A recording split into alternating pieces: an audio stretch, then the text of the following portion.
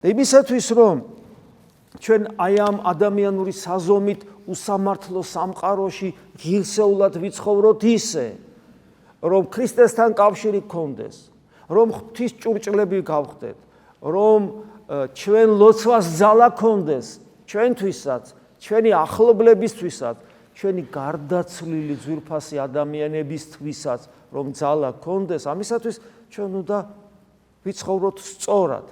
და ეს სწორად ცხოვრება, როგორ ვიცხოვროთ სწორად, ძალიან მარტივად გაეცემა ხოლმე ამას პასუხი. უნდა იცხოვრო ისე, როგორც ღვთის ნება, აი როგორც ღმერთს უნდა, ეგრე თუ იცხოვრებ, ეს არის სწორად ცხოვრება.